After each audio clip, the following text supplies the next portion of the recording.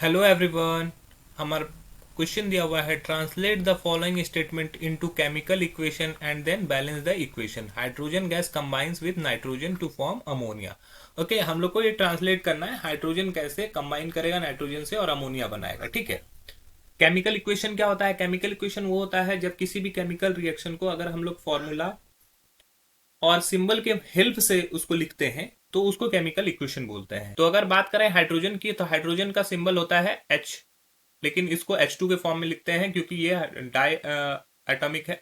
और फिर combine with nitrogen, nitrogen का जो सिंबल होता है वो होता है N2। अब ये N2 भी डाई एटॉमिक होता है, इसी वजह से ये N2 के फॉर्म में रहता है और ये अमोनिया बनाता है। अमोनिया का फॉर्मूला होता है, ये एक NH3 के फॉर्म में रहता है। अमोनिया का जो फॉर्मूला होता है वो होता है NH3।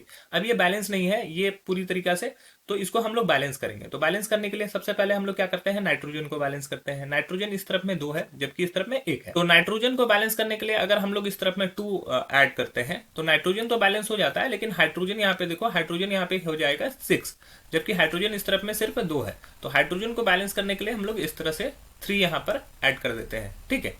तो ये इस तरह से देखो, यहाँ पे 6 हाइड्रोजन हो रहा है।